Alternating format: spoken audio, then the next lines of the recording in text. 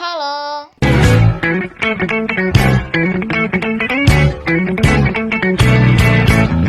Assalamualaikum warahmatullahi wabarakatuh. Halo everyone, perkenalkan nama aku Andini. Aku merupakan mahasiswa program studi komunikasi dan penyiaran Islam semester 4 kelas A dengan NIM 231130020. Di sini aku akan membuat video learning journal atau laporan pembelajaran, yang mana video ini merupakan tugas wajib atau tugas individu yang harus dikerjakan oleh setiap mahasiswa yang mengambil mata kuliah penulisan berita dan artikel, yang mana mata kuliah ini diampu oleh Bapak dosen Dr. Adi Kusuma MSI.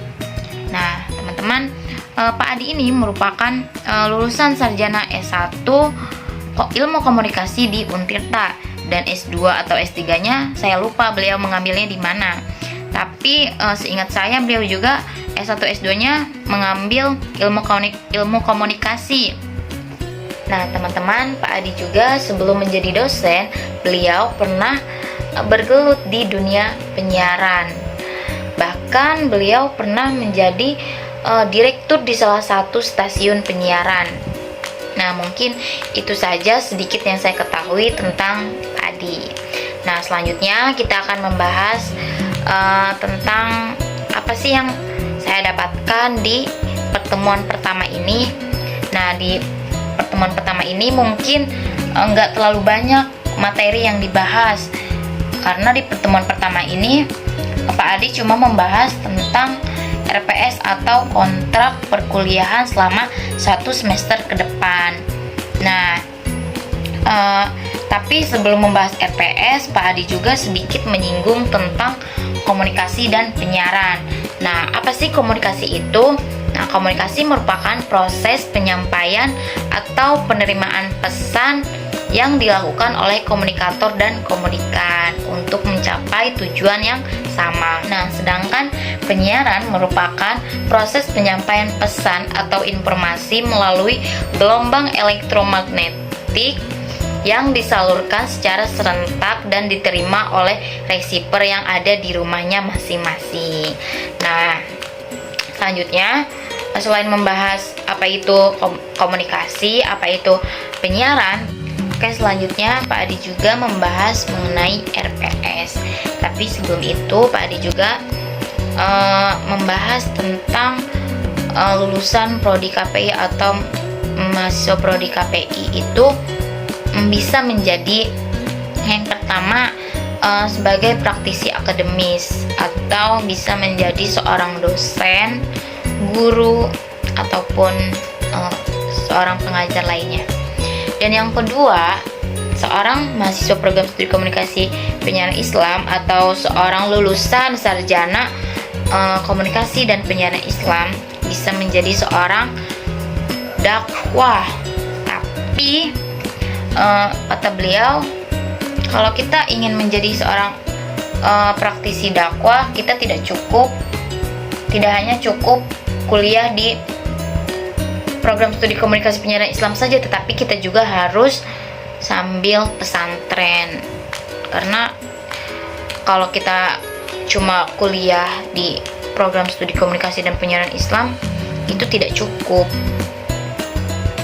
Terus yang ketiga, kita bisa menjadi praktisi penyiaran, atau kita juga bisa menjadi seorang penyiar radio, seorang penyiar televisi, seorang broadcasting, dan seorang penyiar lainnya. Atau bahkan kita bisa juga membuka podcast sendiri, itu bisa. Nah, yang terakhir ada sebagai praktisi jurnalistik. Nah, kita juga bisa menjadi jurnalis, menjadi reporter, dan menjadi wartawan. Mungkin itu. Dan selanjutnya Pak Adi juga membahas tentang kontrak perkuliahan selama 1 semester ke depan.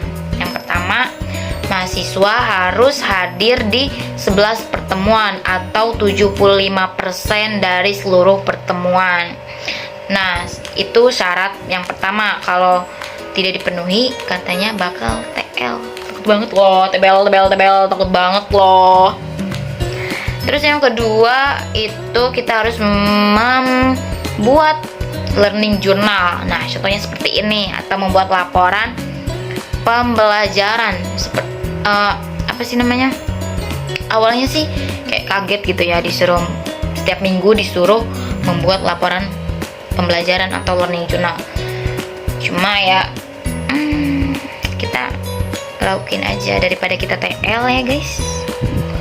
Jadi lakuin aja.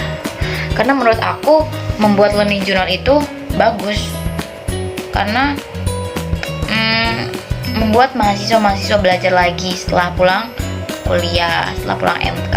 Karena kalau misalnya nggak ada learning journal, mahasiswa bakal sebodolah atau sebodoting mun bahasa Sundamanya.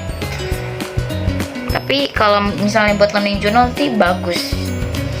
Karena kita bisa belajar lagi, kita bisa ingat lagi apa yang disampaikan oleh Pak Adi. Terus kita juga bisa fokus di kelas karena kita punya tuntutan untuk membuat learning journal. Jadi kita harus paham apa yang Pak Adi sampaikan di kelas. Nah, untuk pembuatan learning journal ini kita bisa up di YouTube dan linknya di-upload di Classroom. Untuk durasinya minimal 5 menit dan maksimal 10 menit. Dan batas pengumpulannya H-2 sebelum pertemuan selanjutnya. Mungkin pertemuan pertama nggak terlalu banyak membahas apapun ya, cuma seputar RPS aja. Dan pada pertemuan pertama ini kita juga pulang lebih awal, yang seharusnya kita pulang di 14.40, tapi kita di 14 lewat berapa gitu, pokoknya pulang lebih awal. Dan tadi juga masuknya agak sedikit terlambat karena hujan, dan Padi juga memaklumi ya karena pertemuan pertama guys. Oke, mungkin cukup itu saja yang bisa aku sampaikan di video pertama ini. Mungkin selanjutnya akan membahas materi-materi ya.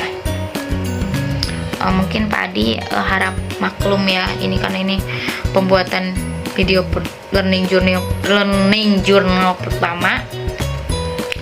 Jadi mungkin agak sedikit belibet karena saya masih proses adaptasi sih. Oke, mungkin cukup sekian dari saya. Kurang dan lebihnya mungkin mohon dimaklumin, mohon dimaafkan. Assalamualaikum warahmatullahi wabarakatuh. Bye bye. See you in the next video. Oke, jangan lupa like, comment, share, and subscribe.